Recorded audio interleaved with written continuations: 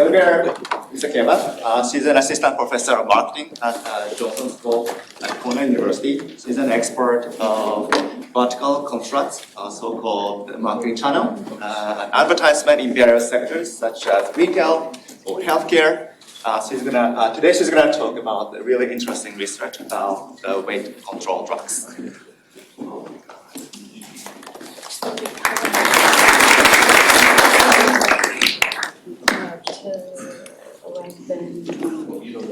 All right. Thanks everybody for having me. Thank you for the organizers. Yes, today I want to talk about a kind of new project for me and a new topic for me, like I guess most of us, where we want to analyze kind of like what happens to food demand once consumers adopt GLP-1 medications. This project is joined with Laura Likeney, who is also at Cornell, and Leo Feller, who is the chief economist at Numerator, which is our data provider. So GLP-1s are drugs like Ozempic and Wegovy, and we can all agree that they've been having a little bit of a moment in the last year or so. We keep on hearing about it everywhere.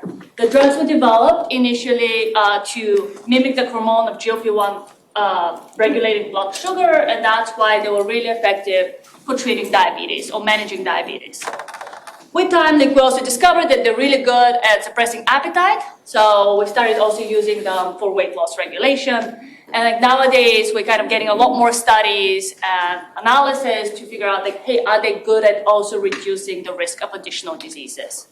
Like the latest study that we found was only published in January of this year, where physicians have looked at the Veterans Affairs data and analyzed, like, hey, what is the association between taking GLP-1 medications and other health conditions? And here we see again that there are like a lot of, like this, give it up. Oh, okay, no way. And here we see like there are a lot of health conditions where we see like improvements or like reduces in risk of the prevalence of these conditions, and they're exactly what you expect. They will be in the neurological, cardiovascular, and respiratory diseases. And obviously I have a few of them in red, so it's kind of telling you that none of this is coming for free. So there are certain risk conditions that get exacerbated with taking these medications, and that usually comes up with gastrointestinal issues, as you would expect. So with all of this introduction, like in a way, like I want to highlight that what we expect to see is that because we see this huge increase in the number of uses of GLP-1 medications, along with a large increase in coverage in the US, both in terms of the private and the public insurance coverage, there's been a huge prediction of how much, or like how large this market would be. More or less, the prediction was that it would double within 2 years, and like that by the end of this year, it will be more than $50 billion in the US alone. One would expect if like we're looking at a market that is that large, that we wouldn't expect that the effects of these medications to only be concentrated within health outcomes, but they'll have what the popular press calls it the ripple effect throughout the economy. So we've been like hearing a lot about like gym memberships or like clothes or like other pieces that can be affected by the uptake of these medications. However, the one industry that would be most directly affected, that I think we all agree, that would be the food industry. And that's where we're tackling, and that's the piece that we're looking into. More or less, what we expect that GLP-1 medications likely changes the eating habits or eating patterns of consumers, and that would affect consumer demand. And in this paper specifically, we're going to just connect the GLP-1 adoption to changes in food demand. With this very brief introduction, now let me kind of tell you exactly what you'll see in the next few minutes. More or less, I'll answer, let's go with like 3 research questions. We tackle like these mechanisms in 3 different ways. First piece, we want to understand like, hey, what is the incidence of GLP-1 adoption? Who is adopting it? Why are they adopting these medications? Afterwards, we want to look into like what are the effects of food demand. We'll look at how do purchases change within 6 months of starting these medications. And in the third question, when I talk about persistent, we think about it in 2 ways. One of them is what happens if you're taking the drugs for more than 6 months, right? We're going to analyze a full year. And then the other piece we're going to consider is like what happens after you stop taking the medications. Because if you are taking for weight loss, many people would stop taking the medication. We want to know, like, are these persistent effects of this? We're able to analyze these because we have a unique data set from our data provider, which allows us to match up consumer purchases. We're very used to like these like panel data sets where we know consumer purchases, right? But in addition to that, we're gonna match it up to a survey that look and tells us who is taking the medication, why they're taking it, and for how long they've been taking the medications. And hopefully I don't need to convince us here that understanding these like changes early on will be super useful for both like the industry as well as us as a overall policymakers as well. Kind of just like think few steps ahead of like these changes are coming, the more people who are adopting these medications, the larger these effects would be. So we could kind of like understand like where's the industry going and which categories or which firms might be more affected than others by these changes. Okay, I'm not used to not having questions, so honestly, if there's anything that's not clear, please pause it through here to just clarify things. Like just shoot up. Like, so here's like very quickly, this is what we gotta how we gotta deal with this. We're gonna look at you're gonna use the numerator data. We'll have both purchases at the grocery stores as well as when you're eating out, say like when you're going to a fast food chain, a coffee shop, or a limited service restaurant. And we're gonna match up these data sets to the survey, which tells us really like who is using it and for how long. We have 4 waves of surveys, so we're gonna track people starting around like October 2023 until July 2024. We do have new data coming in, but we decided to kind of pause at some point and just like analyze what we already have rather than keep on adding in like new trends around this. So we're gonna match up these survey responses to our food purchases and be able to evaluate them clearly. Let me start directly with our first question. What is the incidence and adoption patterns? I only have a couple of pieces here because it's a short presentation, but happy to talk more about it and like look into the paper. We first analyzed like the raw data themselves. We did not dig into like our sample and cleanup at this stage. We really wanted to know like what is the incidence at the US? And by July 2024, we calculated that about 8.3% of the population are taking GLP-1 medications. So that by itself is a very large number. And like that is only going to be increasing, as we mentioned, with increased like diagnosed, like with increased on-label usage as well as increases in insurance coverage. The other thing we did is because we can see why you're taking the medication. We can kind of diagnose like, hey, are there different groups of people taking it for weight loss versus for diabetes management? One quick note to just tell you, we do see why you're taking the medication, but I don't see what's your weight, right? We don't see any of that personal information, and we don't know like what your dose of the medication is. We just know that you're taking the medication. And here, when we look at the distributions by income and age group across these 2 reasons for taking the medication, everything makes a lot of sense. Right? We expect that higher income people are more likely to take the medication for weight loss. And the same thing, we expect that younger people are more likely to take the medication for weight loss because naturally older people are more likely to have diabetes. I think all of this is perfectly matching our intuition and it fits sense with this.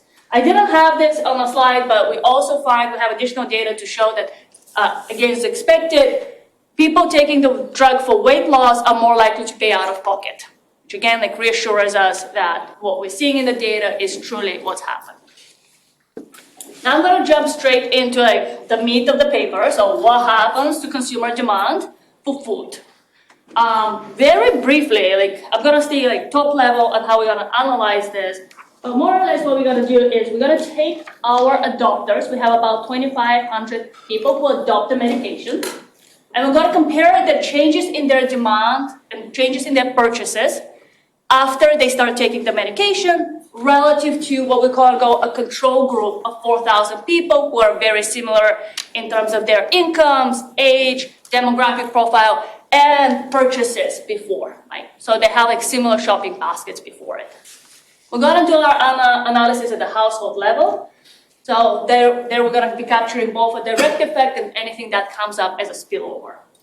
And we'll look at across reasons for taking the medications, and I'll look at analysis across different product categories.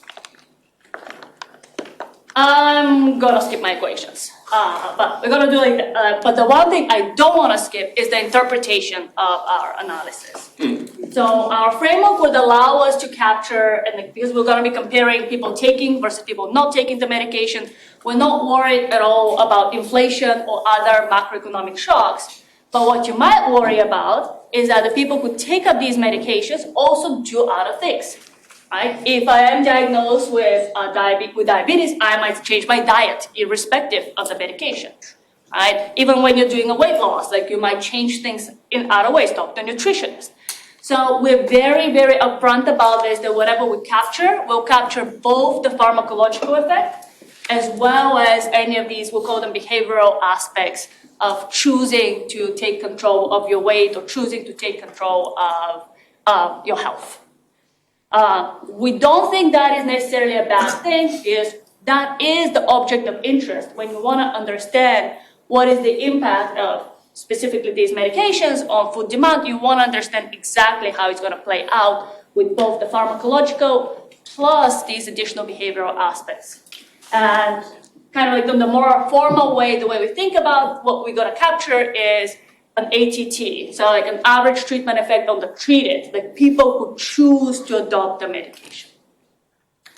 All right, now straight into actual results. So here's like how you can think of this. We're having two graphs. I'm going to focus on the first one because we're looking here at changes, percentage changes in spending. So we kind of see before, the red line is telling us when the consumer adopts the medication.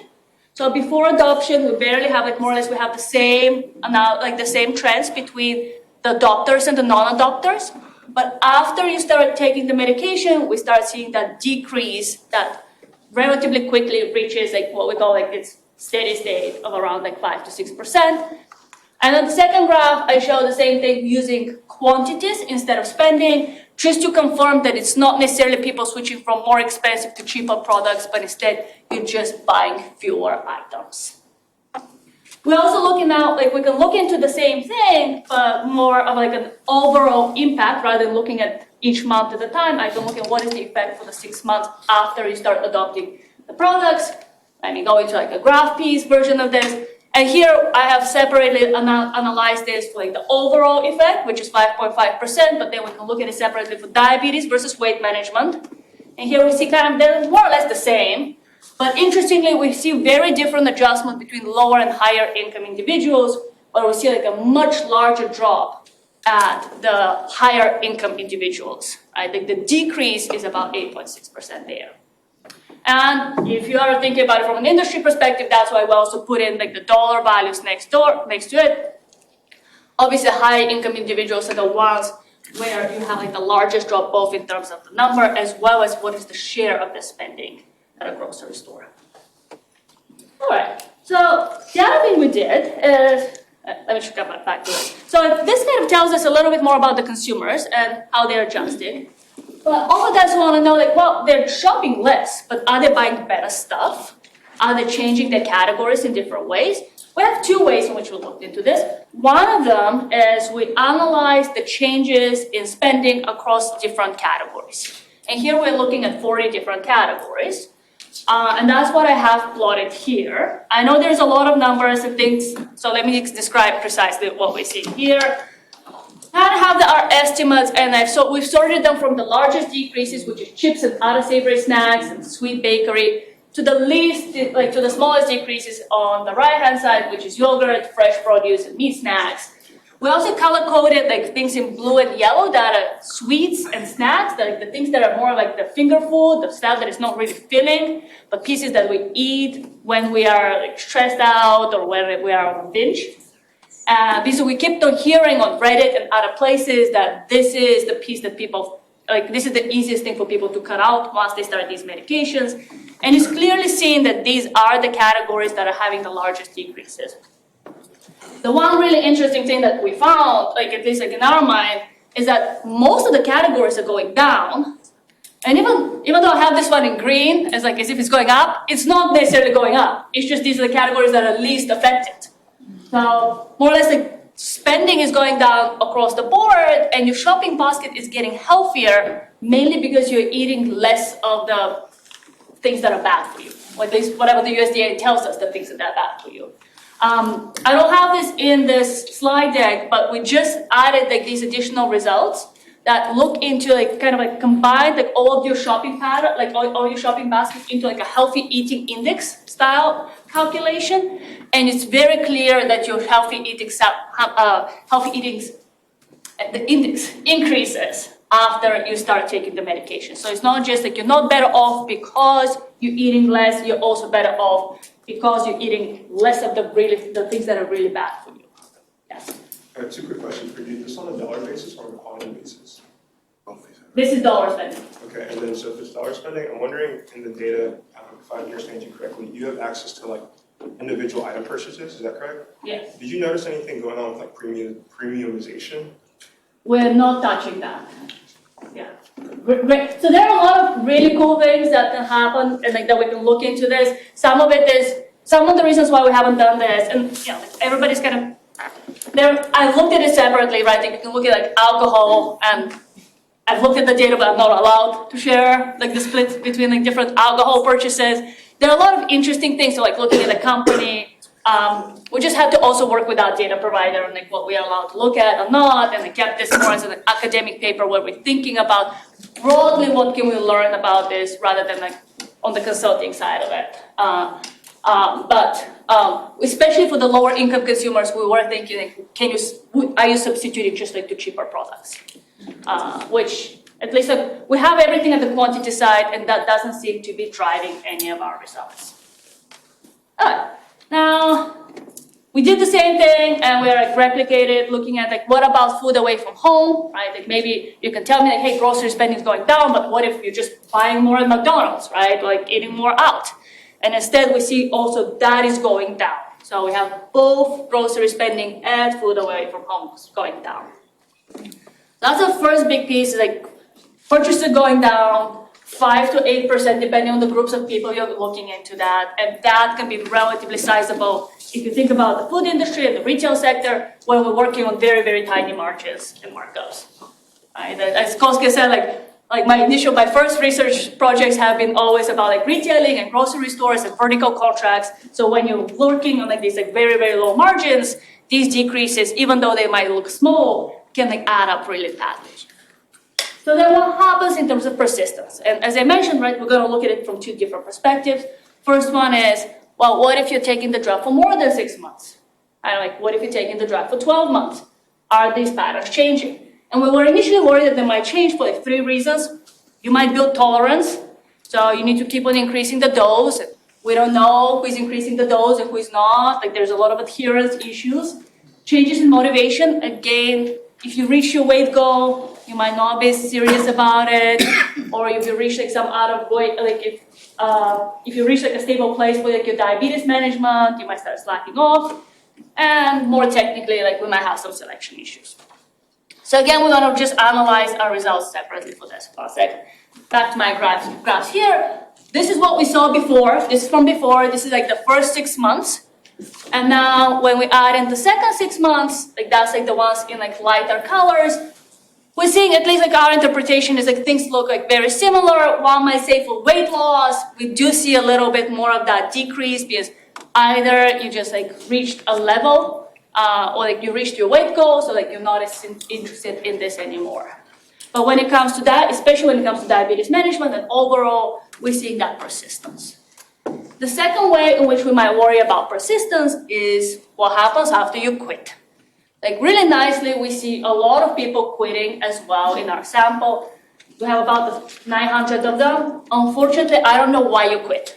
It might be monetary issues, right? There were a lot of, like these medications are not cheap if you have to pay out of pocket. There were a lot of shortages. That might be a reason for that. There might be side effects. Or you just reached whatever the goal you wanted to reach, especially for weight loss users. And we did look into that. Weight loss users are a lot more likely to quit than obviously people taking these medications for diabetes management. Because for diabetes management, you do need to have some medication. And you can just like substitute this one for something else.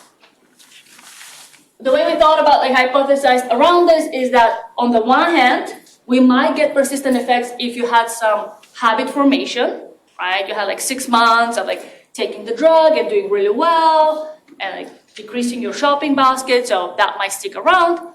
Or if we think that the effects are all pharmacological, the moment you stop taking the medication, all the rush is back in, and you're back in the chips aisle. Right? So we didn't know necessarily which of these two things are going to play out. So here's again, we ran the regressions. Let me get back to my graphs. So here's how we're going to look into this. Again, these are the results we had before for the 6 months while you're taking the medication. And now for the quitters, after they quit, this is what we see for the months after quitting the medications. Again, there's a lot to decompose here. The way you can think about this is, the way we interpret the results is that first, that's why we lose stuff when it comes to these graphs.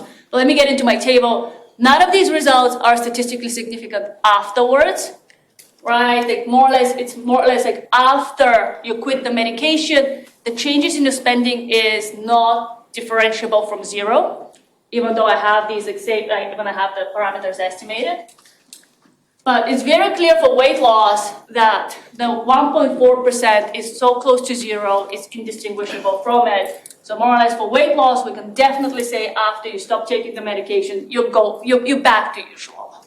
And you're back to usual because most of us wouldn't be surprised, right? How many of us have been or heard somebody be on the diet? You reach your goal, and 2 months later, you're back to your old habits, and you're back to what you were doing. So none of that is at all surprising. The same thing, none of it's surprising that for diabetes management, the effects are much similar because you can't just stop taking medications if you're on diabetes. You just move from GLP-1s to some other medication, right? Because your doctor might have switched you for whatever reason it is. So kind of getting all of these aspects in this. And kind of I want to just summarize things for my last 2-3 minutes and then kind of wrap this up. The way we thought about this is a brand new setting with a brand new industry, and it's going to impact, as we thought, a lot of the sectors in the economy. We focused on the one that we think is going to be most impacted. We see large adoption very quickly of 8.3% incidence by July, and weight loss users are younger and wealthier.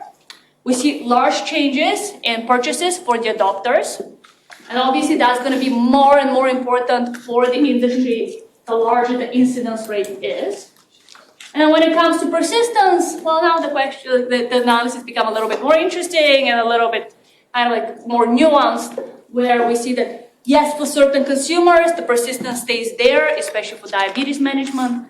While when it comes to weight loss users, once you get off of it, maybe the impact's going to be more of a shot in the arm for 6 months, and then you move back to your usual patterns.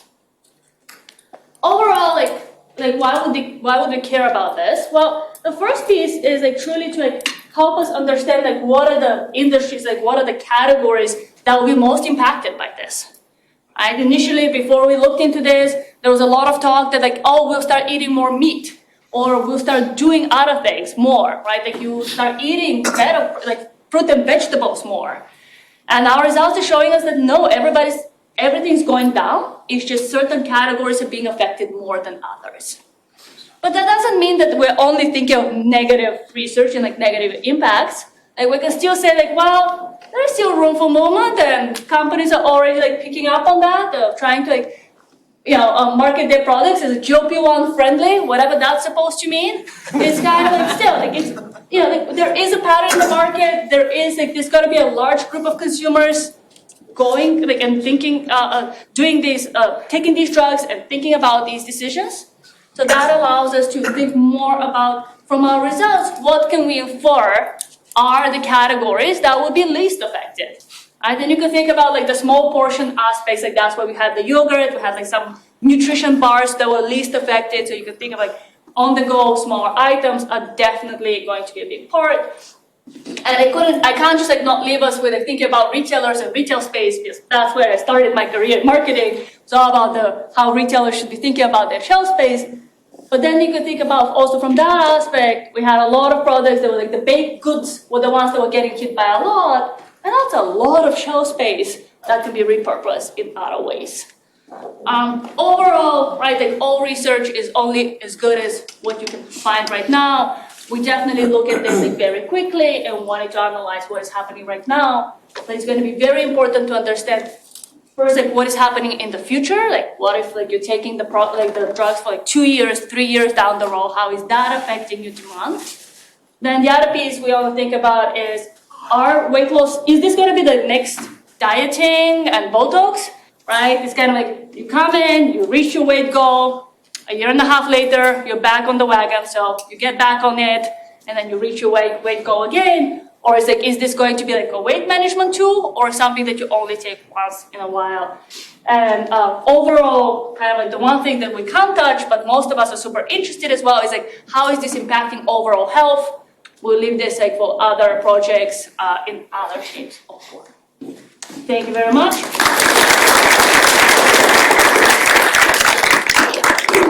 I've been taking it and I lost about 20 pounds. What's really shocks me is the amount of food wastage. You know, I'm still buying a donut, but what I do is I take 1 or 2 bites and throw the rest out. I buy a loaf of bread, 1 week later I throw it out. Have you started investigating that yet?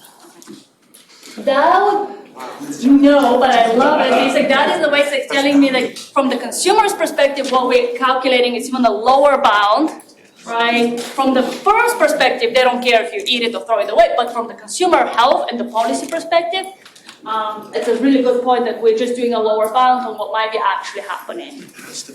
Yes. Since I've started hearing about Ozempic, I've also heard about a rising incidence of mental health issues, let's say since 2020. I saw in one of your slides you mentioned a positive connection to mental health. Is this something to do with reaching goals, or is it a pharmaco?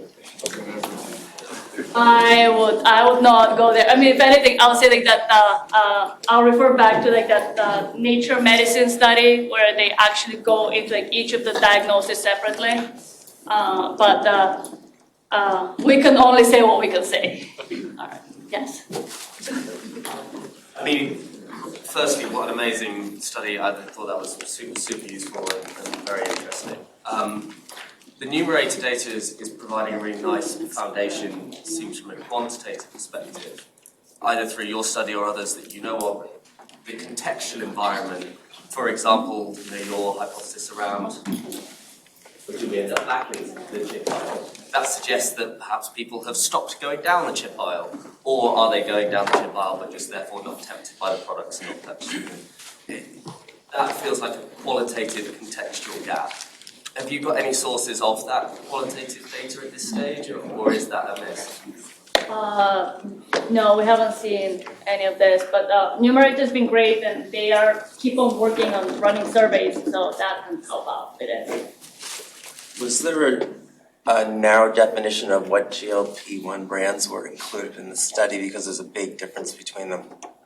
Yeah, so we weren't there when the initial survey was designed, so we're just taking whatever the company ran, and they used everything. Like they wanted to be as broad as possible, and that's why I have to at the beginning clarify. I don't know what doses you're taking, and I don't know. For some of the consumers, I know what medications they're taking, but not for all of them, so we're not using That it. seems like a really big deal, because you mentioned diabetes a little, but that's a key area, and you didn't talk anything about A1C levels or glucose levels, which would seem to be kind of a hidden benefit more than how much food you're consuming. You're perfectly correct. If you want to care about the healthcare aspects and the healthcare outcomes, this is not the study for you, right?